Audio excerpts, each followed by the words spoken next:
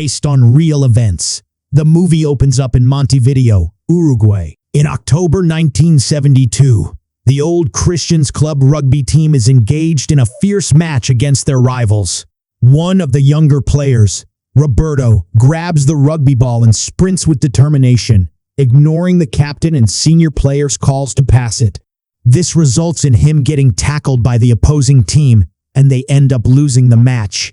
Although the old Christian club suffers a heavy defeat, the mood in the locker room remains upbeat. The players are eagerly anticipating an incoming match in Chile, viewing the overseas trip as an exciting adventure. In the next scene, the plane departs from Uruguay without issue, carrying 45 passengers, including 5 crew members, 19 players from the old Christians Club rugby team, and the remaining being family and friends. Among the passengers are Numa, Roberto, Nando Gustavo, Daniel Fernandez Struck, Diego Storm, Enrique Platero, Adolfo Fido Struck, and Eduardo Struck, the narrator of the movie. Numa is pursuing law studies and joins the trip with his friends. We also learned that the 3 Struck guys, Daniel, Fido, and Eduardo, aren't cousins. Everything goes smoothly until midway through the journey. Passengers are taking photographs of each other, and the overall atmosphere is joyous, especially among the young people. However, the weather takes a sudden turn as the plane approaches the Andes mountain range. One of the players explains that the warm Argentinian winds collide with the cold mountain air, creating a suction effect, and thus slight turbulence. The flight path requires a diversion to avoid the high mountains, aiming to travel through a relatively open pass between 2 peaks. However, this is where things go terribly wrong. The pilots do their best to push the plane through the stormy winds, while everyone clings tightly and watches their belongings tumble into the corridor. But the next second, the plane goes out of control and crashes into the Andes, breaking in half. One player is swept away with the tail section, while the front continues sliding until it crashes into the snow. The aftermath causes the seats to collide violently, resulting in multiple fatalities. Following the horrific incident, the survivors shake off their shock and leave their seats to assist trapped passengers. Blood is everywhere, and the 2 medical students work frantically to help a man with broken limbs, trying to calm them down while 12 passengers die from the impact. The survivors face a long and arduous wait for rescue.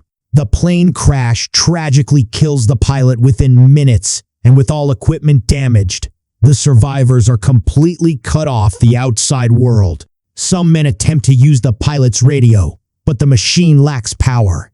On the first night, the temperature drops drastically and reaches -30 degrees Celsius. Most of the students have lived in warm climates all their lives and have never seen snow.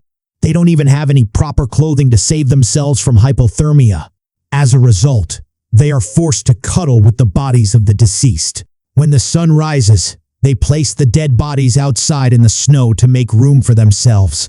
Once they organize everything, they small snack which they manage to gather from the intact suitcases. They are now planning to ration the food so that it lasts as long as possible. In the meantime, the disappearance of Uruguayan Air Force Flight 571 becomes news, prompting authorities to start searching for it. The survivors occasionally hear planes flying overhead, but the crash site's location makes it impossible to see from above. The heavy snow nearly covers everything on the ground, and the crash site's difficult angle ensures that neither the wreckage nor the survivors can be spotted by the rescue plane determined to get help. The survivors collect debris and create a cross sign on the ground. On the 3rd day after the crash, Nando, who had lost consciousness, finally awakens. His body is in terrible condition, but he still drags himself across the ground to be with his sister, who is also in poor health. When Nando asks his friends about his mother, they reluctantly tell him that she passed away. This news devastates him, but he doesn't even have the energy to cry properly. In the meantime, the rest of the friends are working on the cross sign. When they hear another plane pass by, they try to reflect sunlight with a mirror and keep yelling for attention. Someone notices the plane's wings rocking, which might be a sign that they were seen. The next day, they hear another plane, but it's far away, indicating that the search is happening in a different area. During their quest to remain alive, Numa and 3 other friends attempts to locate the tail of the plane on the other side of the mountain. They're trying to find Ben and Mr. Echo.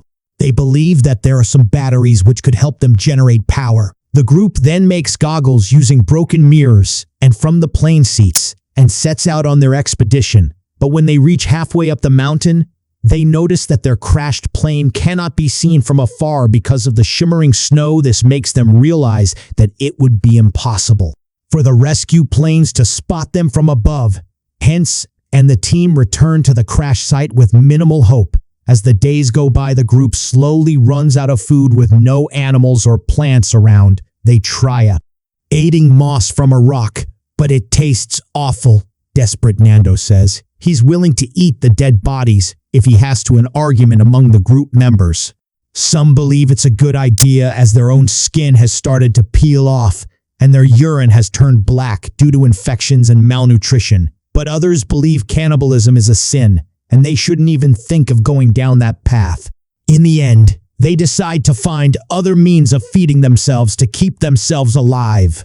Tragically, on the 8th day, Nando's sister passes away due to starvation and her injuries. This leaves him utterly devastated as he has now lost both his mother and sister. As the days pass by, the survivors are hit by snowstorms, causing them to seek shelter inside plane debris. By day 11, they become increasingly driven by hunger. As a result, they eventually give in to their desperation and decide to eat human flesh. The Strouch cousins take the initiative to handle the situation as respectfully as possible. They cut the meat from the bodies while keeping the identities a secret. They also dry some of the meat under the sun to make it more edible. One day, the group discovers a new suitcase and finds a radio inside it. They somehow manage to turn it on, hoping to hear news of a rescue operation. However, their hopes are dashed when they discover that all search missions have been called off. In the next scene, Numa and 2 others decide to search for the plane's tail again. When they finally reach the other crash site, they discover the lifeless bodies of many of their friends.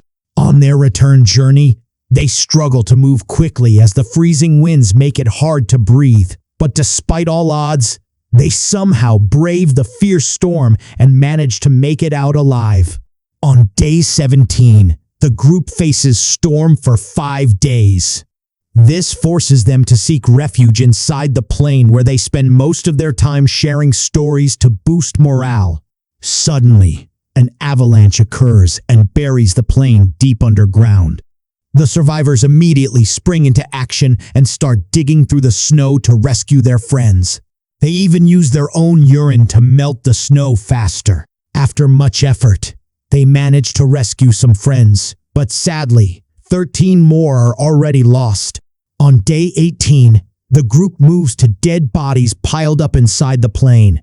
They're still consumed their deceased friends as all other food sources have run out at this point. The only one who hasn't resorted to cannibalism is Numa, but he is starting to get very weak on day 21. The remaining group finally emerges from the snow and tries their best to dig out the plane. Eventually, they free the plane and help out all the other survivors. They then consider sending a few men on a search, but realize they cannot survive the freezing nights outside. Therefore, they agree to wait for summer. On day 34. The snow finally begins to melt, but just when things to get better, 2 injured men fall very ill. The medical students try their best to help, but one of the men named Coco soon passes away. The survivors later find a letter from him and keep it safe. In the letter, Coco is written about his horrific experience and the beauty of the place at night. On the 36th day, 4 men, Roberto, Nando, Tintan, and Numa, set out towards the east from the crash site. They hope to trek past the Andes mountain ranges and eventually reach Chile. However, Numa is forced to abandon the journey and to the airplane due to a severe infection on his foot. The 3 remaining men press on, and they eventually locate the broken tail of the airplane. They retrieve supplies from it and return to their friends. Over the following days, the group attempts to use salvaged parts to generate electricity and make contact with civilization. They also endure more brutal snowstorms and unforgiving weather. By November 29, only 17 of them have managed to survive. Tintin captures their pictures with the help of a camera that he found in one of the suitcases. Unfortunately, on the 60th day, Numa passes away due to severe malnourishment as he hadn't consumed any proper food. The remaining group then decides to embark on another journey towards the east, as it is their only chance of survival. Now by this time, the weather has undergone significant changes.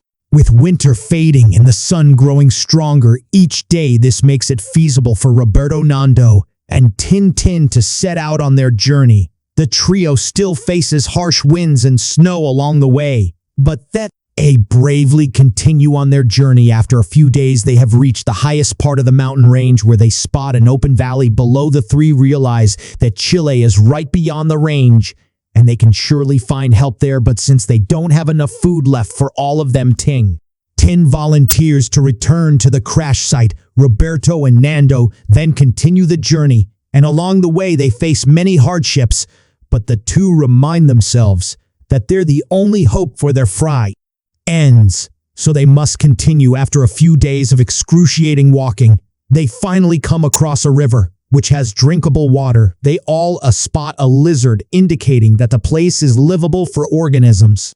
Then all of a sudden they witness another human staring at them from afar. The duo frantically shouts for help, but the man can't hear anything as he is on the other side of a river. Therefore, he throws a paper and a pen, which the boys use to promptly identify themselves and explain their grim situation. When the man receives the paper, he is shocked and immediately rushes to the village for help. He informs the Chilean authorities, and the army gets involved in a massive rescue operation. The same villager returns to the river and escorts the starving boys back to the village. He then offers them food and they excitedly start eating. This is the first time they have had proper food in a long time.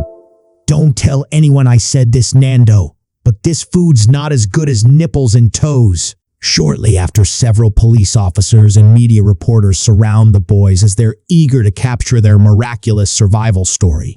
The news quickly spreads via radio channels, reaching the ears of the remaining survivors who are still stranded at the crash site. This fills them with hope as they learn that help is on its way. With great anticipation, the men prepare themselves to look as presentable as possible. They dress up and groom their hair, as they know their faces will soon grace newspaper headlines across the world. Eventually, rescue helicopters appear on the horizon, prompting most of the men to break down in tears. They then get inside the choppers, one by one, and head to the nearest city. Upon their arrival, the survivors are warmly received by their parents, who were eagerly waiting for them. Later, they are escorted to the hospital for a thorough medical exam. Thousands of people have gathered outside as they want to catch a glimpse of the heroes. In total, 16 men managed to survive the horrific crash, the deadly avalanche, the starvation, and the 72-day excruciating wait in the snow. All of them are diagnosed with malnutrition and other deficiencies, but they are now out of danger. That night, the survivors are given individual rooms to stay. However, they gather in the same room to reflect on the harrowing deal they endured. Subscribe for more videos like this. Turn on notifications and leave a like to help the channel out. Thank you for watching.